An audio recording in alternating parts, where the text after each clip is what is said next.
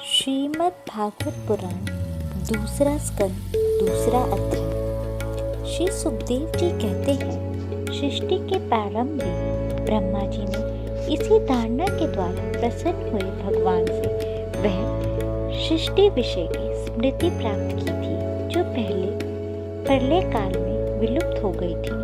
इससे उनकी दृष्टि अमोघ और बुद्धि निषेधमिकता हो गई। तब उन्होंने इस जगत को वैसे ही रचा जैसे कि ये प्रलय से पहले था। वेदों की वर्णन शैली ही इस प्रकार की है कि लोगों की बुद्धि स्वर्ग आदि निरर्थक नामों से फेर में फंस जाती है। जीव वहाँ सुख की वासना से स्वप्न सा देखता हुआ भटकने लगता है, किंतु उन माया में लोगों में कहीं भी उसे सच्चे सुख की प्राप्ति नहीं होती। इसलिए विद्वान पुरुषों को चाहिए कि वे विविध नाम वाले पदार्थों से उतना ही व्यवहार करें जितना प्रयोजनीय हो। अपनी बुद्धि को उनकी निस्सरात्मक निश्चय से परिपूर्ण रखें और एक क्षण के लिए भी असावधान न हो। यदि संसार के पदार्थ चार बात बिना परिश्रम के यूं ही मिल जाए, तब उनके उपार्जन का परिश्रम व्यर्थ समझकर उनके लिए कोई प्रयत्न ना करें। जब जमीन पर सोने से काम चल सकता है, तब पलंग के लिए प्रयत्न करने से क्या प्रयोजन। जब भुजाएं अपने को भगवान की कृपा से स्वयं ही मिल जाती हैं, तब टकियों द्वारा क्या आवश्यकता। जब अंजलि से काम चल सकता है, तब बहुत से बर्तन क्यों बटोरें। वृक्ष की छाल पहनकर या वस्त्रहीन रहकर भी यदि जीवन धारण किया जा सकता है, तो वस्त्रों की क्या आवश्यकता। पहनने को क्या रास्ते में चिथड़े नहीं हैं। भूख लगने पर दूसरों के लिए भी शरीर धारण करने वाले वृक्ष क्या फल फूलों की भिक्षा नहीं देते। जल चाहने वालों के लिए नदियाँ क्या बिल्कुल सूख गई हैं। रहने के लिए क्या पहाड़ियों की गुफाएं बंद कर दी गई हैं। अरे भाई, सब ना सही, क्या भगवान भी अपने शरणागतों की रक्षा नहीं करते।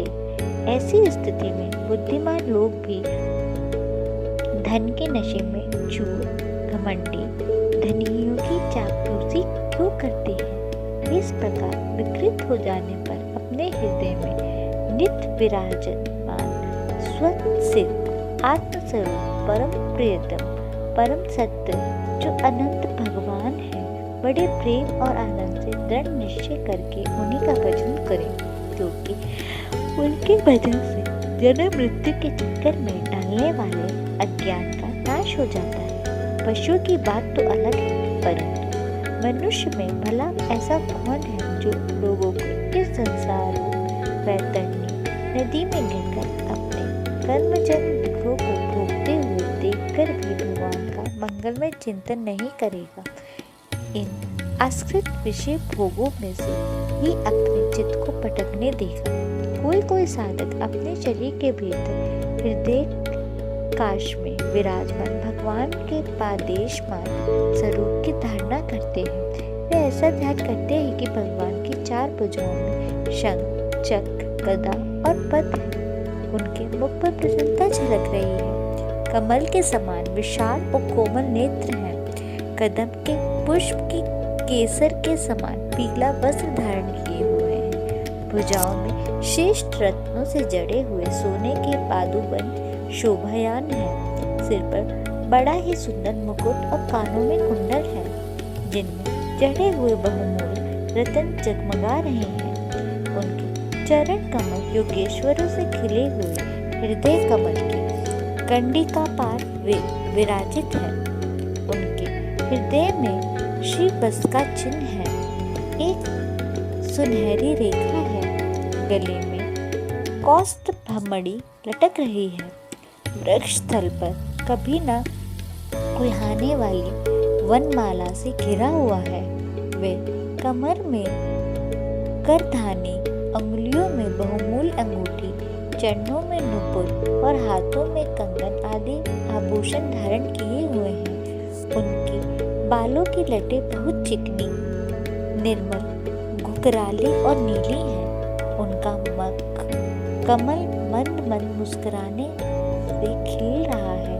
लीलापुर उत्कट हास्य और चितवंशी शोभायान भावों के द्वारा वे भजनों पर अत्यंत अनुग्रह की वर्षा कर रहे हैं। जब तक मन इस धारणा के द्वारा स्थिर न हो जाए तब तक बार बार एक चिंतित स्वरूप भगवान को देखते रहने की चेष्टा करनी चाहिए। भगवान के चरण कमलों से लेकर उनके मुस्कान युक्त मुख कमल प्रदन समस्त अंगों की एक एक करके बुद्धि के द्वारा धारणा करनी चाहिए। जैसे जैसे बुद्धि शुद्ध होती जाएगी वैसे वैसे चित्त स्थिर होता जाएगा। जब एक अंग का ध्यान ठीक ठीक होने लगे तब उसे छोड़कर दूसरे अंग का ध्यान करना चाहिए। ये योगेश्वर भगवान दृश्य नहीं दृष्टा है, सुगुण निगुण सब कुछ इन्हीं का स्वरूप है। जब तक इसमें अनन्य प्रेम से भक्ति योग न हो जाए तब तक साधकों को नित्य नैतिक कर्मों के बाद एकाग्रता से भगवान के उपयुक्त स्थूल रूप का ही चिंतन करना चाहिए। परीक्षित, जब योगी पुरुष इस मनुष्य लोगों को छोड़ना चाहे तब देश और काल में मन को ना लगाए, सुखपूर्वक स्थिर आसन से बैठकर प्राणों को जीतकर मन से इंद्रियों को संयम करें। तदंतर अपनी निर्मल बुद्धि से मन को नियमित करके मन के साथ बुद्धि को क्षेत्र यज्ञ में और क्षेत्र यज्ञ को आत्मरात्म में लीन कर दें। फिर अंतरात्मा को परमात्मा में लीन करके धीर पुरुष उस परम शांति में अवस्था में स्थिर हो जाए। फिर उसके लिए कोई कर्तव्य शेष नहीं रहता। इस अवस्था में सत्गुण भी नहीं है। फिर रजोगुण और तमोगुण की तो बात ही क्या है। अहंकार, महत्व और प्रकृति का भी वहाँ अस्तित्व नहीं है। उस स्थिति में जब देवताओं के नियामक काल की भी दाल नहीं गलती तब देवता और उनके अधीन रहने वाले प्राणी तो रह ही कैसे सकते हैं। योगी लोग ये नहीं इस प्रकार परमात्मा से भिन्न पदार्थों का त्याग करना चाहते हैं और शरीर तथा उनके संबंधी पदार्थों में आत्मबुद्धि का त्याग करके हृदय में द्वारा पद पद पर भगवान के जिस परम पूज्य स्वरूप का आलिंगन करते हुए अनन्य प्रेम से परिपूर्ण रहते हैं वही भगवान विष्णु का परम पद है। इस विषय में समस्त शास्त्रों की सम्मति है। ज्ञान दृष्टि के बल से जिसके चित्त की वासना नष्ट हो गई है उस ब्रह्मनिष्ठ योगी को इस प्रकार अपने शरीर का त्याग करना चाहिए। पहले एड़ी से अपने गूदों को दबाकर स्थिर हो जाए और तब बिना घबराहट के प्राणवायु को पृष्ठ चक्र भेदने के रीति के ऊपर ले जाए। मनसवी योगी को चाहिए कि नाभि चक्र मूढ़ीपूर्व गम के स्थिर वायु के हृदय चक्र अनाहत के वहां से उदान वायु के द्वारा वृषस्थल के ऊपर विशुद्ध चक्र में फिर उस वायु को धीरे धीरे तालु मूल से विशुद्ध चक्र में अग्रभाग से चढ़ा दे। तदंतर 2 आँख, 2 कान, 2 नास छिद्र और मुख इन 7 क्षेत्रों को रोककर उस तालु मूल में स्थिर वायु को भवों के बीच आज्ञा चक्र में ले जाए। यदि किसी लोक में जाने की इच्छा ना हो तो आधी घड़ी तक उस वायु को वहीं रोककर स्थिर लक्ष्य के साथ उसे सहस्त्रा में ले जाकर परमात्मा में स्थिर हो जाए। इसके बाद ब्रह्मरंध्र का भेदन करके शरीर इंद्रियों को छोड़ दे। परीक्षित, यदि योगी की इच्छा हो तो कि मैं ब्रह्मलोक में जाऊं, 8 सिद्धियां प्राप्त करके आकाशचारी सिद्धियों के साथ विहार करूं अथवा त्रिगुण में ब्रह्मांड के किसी भी प्रदेश में विचरण करूं तो उसे मन और इंद्रियों को साथ ही लेकर शरीर से निकलना चाहिए। योगी का शरीर वायु की भांति सूक्ष्म होता है। उपासना, तपस्या, योग और ज्ञान का सेवन करने वाले योगियों को त्रिलोक के बाहर और भीतर सर्वत्र स्वच्छंद स्वरूप से विचरण करने का अधिकार होता है। केवल कर्मों के द्वारा इस प्रकार बेरोक टोक विचरना नहीं हो सकता। परीक्षित, योगी ज्योतिर्मय मार्ग सुषुम्ना मार्ग के द्वारा जब ब्रह्मलोक के लिए प्रस्थान करता है तब पहले वह आकाश मार्ग से अग्निलोक में जाता है। वहाँ उसके बचे कुचले मल भी जल जाते हैं। उसके बाद वह वहाँ से ऊपर भगवान श्री हरि के शिशुमार नामक ज्योतिर्मय चक्र पर पहुँचता है। भगवान विष्णु का वह शिशुमार चक्र विश्व भ्रमण का केंद्र है। उसका अतिक्रमण करके अत्यंत सूक्ष्म एवं निर्मल शरीर से वह अकेला ही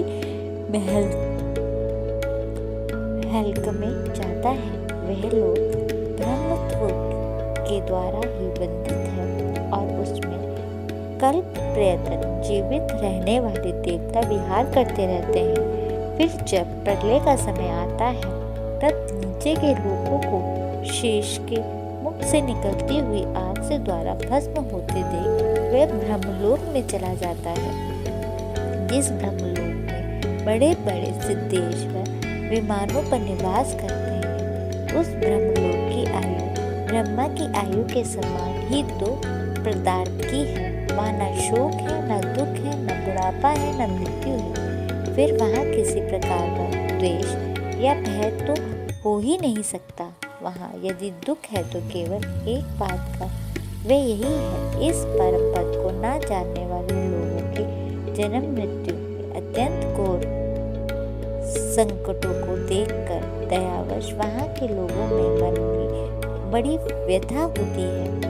सत्य लोक में पहुँचने से के पश्चात वह योगी निर्भय होकर अपने सूक्ष्म शरीर को पृथ्वी से मिला देता है और फिर उतावली ना करते हुए 7 आवरणों का भेदन करता है।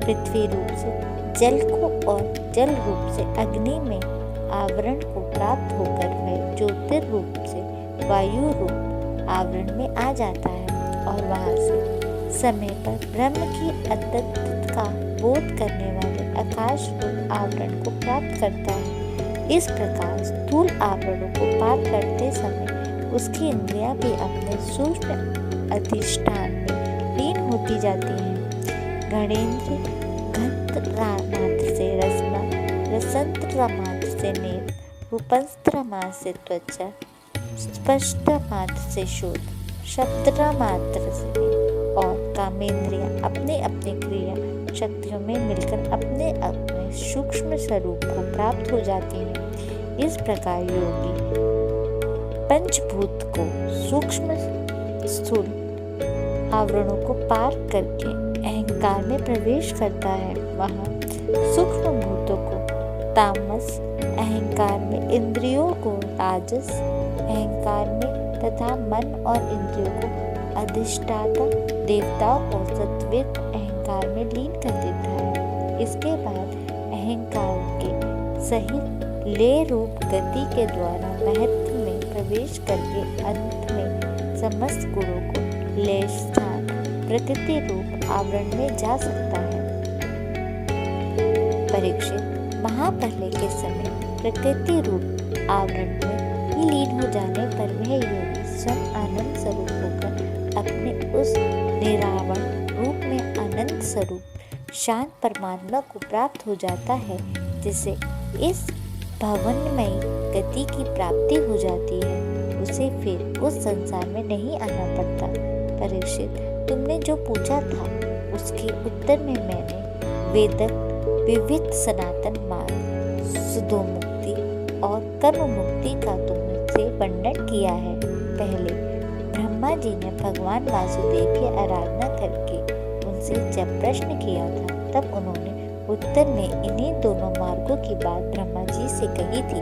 संसार चक्र में पड़े हुए मनुष्यों के लिए जिन साधन के द्वारा उसे भगवान श्री कृष्ण की अनन्य प्रेम की भक्ति प्राप्त हो जाए। उसके अतिरिक्त और कोई भी कल्याणकारी मार्ग नहीं है।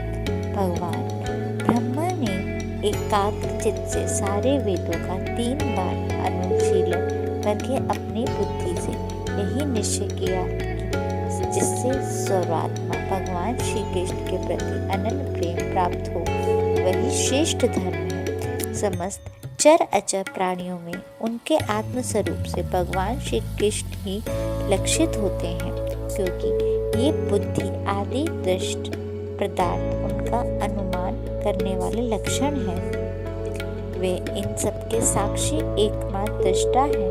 परीक्षित, इसलिए मनुष्य को चाहिए कि वे सब समय और सभी स्थितियों में अपनी संपूर्ण शक्ति से भगवान श्री हरि का ही श्रवण कीर्तन और स्मरण करें। राजन, संत पुरुष आत्मस्वरूप भगवान की कथा का मधुर अमृत बांटते ही रहते हैं। जो अपने कान में दोनों में भर भर कर उनका पान करते हैं, उनके हृदय में विषयों का विशाला प्रभाव जाता रहता है, वे शुद्ध हो जाता है और वे भगवान श्री कृष्ण के चरण कमलों की सिद्धि को प्राप्त कर लेते हैं। इसी के साथ दूसरा अध्याय समाप्त हुआ।